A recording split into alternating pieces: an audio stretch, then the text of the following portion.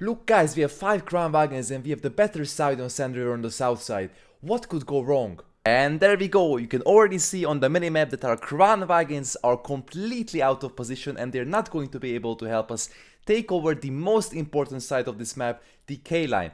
They're not going to be able to help us force the enemy back on towards the 1 line, opening up an easy cap and then opening up an easy offensive position into their cap.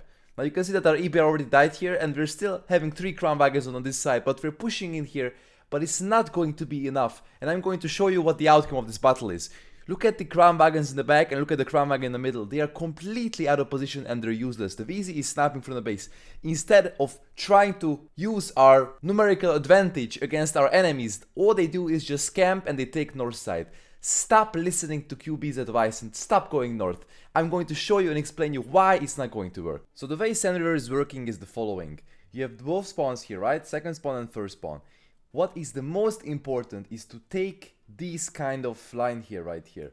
And this dune is the most crucial from taking the enemy's base from the other side, from the first spawn. And you have to go here with every single crown wagon that you have, because this position is much better to be attacking from this side than to defend from here. AKA, if you put and stack 4 or 5 crown wagons, you can clear out the entirety of this simply because you're gonna have better positions. You can overtake this F1 position up there, you can have a full lookout on their cap, and you can also drop down here and go into this dune position here, and you can kind of take full control of their cap. They have no positions here that they can hide in, they have to drop, and basically you already won the second base. Meanwhile, you need like one guy in the base on the first cap, like here, that can rotate in case they push like this to decap the base, but you should already be capping at that point. And you should already be winning, because in ranked, capping is not going to get you any kind of roll XP, aka you won't be getting chevrons. Now, the same is true from the other side. You should take this position instantly. Take this position, this position, this position. Because if you have a guy here, and if you have a guy here, and if you have a guy here, that means that you have complete crossfire. This guy crossfires this guy crossfires this, and this guy will prevent guys, in case you don't manage to take this position and you're forced back right here with all your tanks. This guy is going to make sure that these guys from the enemy team that push up here will have a crossfire situation, because you can always pick up here on the side. So as I explained you before, this is the inferior side when it comes to playing the K line on Sand River. You have to play here. I'm going to get into the reason later of why you should never play north if you have the western spawn, but for now let's concentrate on this. You can see that I'm playing the ISM, which isn't an ideal tank for this map, since I have serious gun depression problems.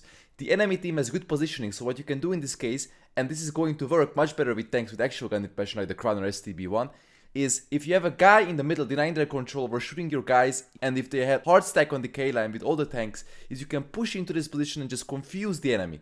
You need to give your teammates a chance and divert the enemy's attention from them towards yourself. Watch how confused they got, and even though I sacrificed myself for a lot of shots this game, I managed to pick up an easy chevron. But what you also need on Sand River is a guy here that's denying their snipers and campers here that will potentially shoot these guys in the back here, or this guy here that's trying to pick up aggressively to shoot the entirety of the K line. Meanwhile, let's take a quick look at the minimap together to how the battle evolved while I was talking. Since they abandoned the only position, the one I talked about that snipes the crown in front of us, both of my teammates next to me get picked up for free since they cannot do anything to this crown, and all the other guys are sitting in our base doing nothing but uselessly camping. I will also die here simply because their EBR is going to flank me and then the killing shot on my back, while I have to deal with the enemy crown in front of myself. Moral of the story? Never camp and push the K line. Now, this is how you should play Sand River. You should never commit on the north side, ever, on any of the flanks, from any of the spawns. Because what happens? You commit from this side to the north, okay, you go like this, you waste some time, blah blah blah, you potentially win this. I'm not gonna say you were gonna lose this, but you win this, and then you end up getting here on this position. But then the enemy has a complete and utter camp here, and how do you push in here? How do you break this? This is not possible, simply because they're gonna have all crown wagons and all Huldan tanks and STBs and TDs, and pushing in the open, you're just going to take massive amounts of damage. Whereas if you went here on this side, you could literally just take over the entire base, as I've explained you before. So what is the moral of the story? Sitting here and sniping is useless because you're not gonna get any roll XP unless you're a Leo 1 or some TD. You just have to stack everything here on this side, win this, take over the enemy base. From this side, you go here, you stack one guy here, a couple guys here, you win this side, you have one guy here to cover the middle, so this guy that is sitting here who's not gonna get shot. Let me show you real quick what I mean. So you have a teammate, for example, that's trying to play aggressive onto their flank, and these guys that are sitting on the enemy side, they're completely denying him because, you know, he has obviously side shots on towards your friendly teammate. So all you need is literally just a light tank or something on this top side here to counter these guys and keep them spotted so they can't free peek you, for instance. Just to confirm my theory, look what happens when your team goes north from the western spawn. I'm trying to take this position even though I'm playing a lightly armored tank like the Progetto. The enemy has perfect positions. They have Leos on the 8 line to counter any high peaks or counterplay on the K line units, while all their heavy tanks with hold down capabilities push in and take the crucial position I was talking about. Quick forward to the end of this battle where you can see that we have lost control over the entirety of our base and over the whole map eventually, leading to a lost battle along with an inevitably lost chevron for myself and many others. To further illustrate my point on why going north from the western spawn is a horrible idea, look how my team tries to commit but all they walk into is a full-on base camp which they cannot push. So they all just chicken out and stay, but eventually they're all forced back to defend the base from inferior positions, giving up full map control and eventually losing the battle because of not having enough control over the K-line and essentially our base. I can imagine some of you might be confused as to what has been explained in this video so far, but I'm going to make it easier for you. Just look at this map. Starting with the western side, you can see that our heavies all go to the potentially useful positions to counter the enemy's K-line play. They don't camp the base, they don't go to useless positions such as the middle or north. Leopards and mediums with no armor can go middle to provide support for the heavies on high picking enemies and also denying their snipers along with their light so they don't get free shots in the ongoing fight. As for the eastern side, the principle remains roughly the same. Your heavy tanks all commit to the notorious tune position on the K-line that we have been talking about. Since you have the superior side for it, you should easily win it and your enemies will chicken out of the fight, giving your medium tanks in the middle free trees to farm.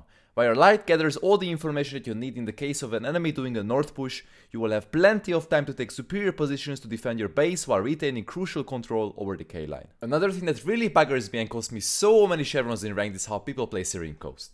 The most important position to take on Syrian Coast is the one line, and the way you play it is the following. You need your whole team to go there, and heavy tanks that have gun depression and sturdy turrets such as the Crown Wagons, the Super Conquerors need turbo.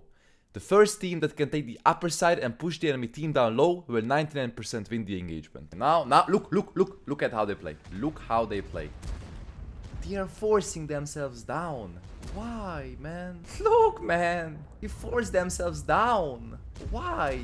To play up here, not at the bottom here, man. I can't play up there because I have no turret armor, but you can do it, man. Now take a careful look at the next game. I'm going to be building a Crown Wagon and I'm going to be doing everything in order to push the enemy down and see what happens. You can see that the enemy team has been completely pushed down and they absolutely have no chance but to cower and run away, essentially ending the engagement and them losing the battle. So the moral of the story on Syrian Coast in ranked is to stack everything on the 1-2 line, overpicking your enemies and denying them any positions on the top side, which results in them being forced down to the bottom. It's over, Anakin! I have the high ground! Don't try it! Do not ever cap rush. It might win you the game, but it will definitely not give you any kind of XP, especially roll XP. You need to do damage for that, or block, spot, assist, depending on the classification of your tank. Watch this game how the enemy rushes our base and let's check how much XP their main capper got at the end of the game. Oh look, he got nothing! And it was all worthless just for retaining his chevron in an easily winnable game for them otherwise, where he could have done a lot of damage. As these kinds of videos take a lot of time to prepare, if you reach 1500 likes on this video, I'm going to make you more rank guides for different maps and situations such as this one. Thank you for watching and I'll see you soon. By the way, check my streams out at twitch.tv/kajzoo where I suffer and ranked every day from 20 CET. Peace.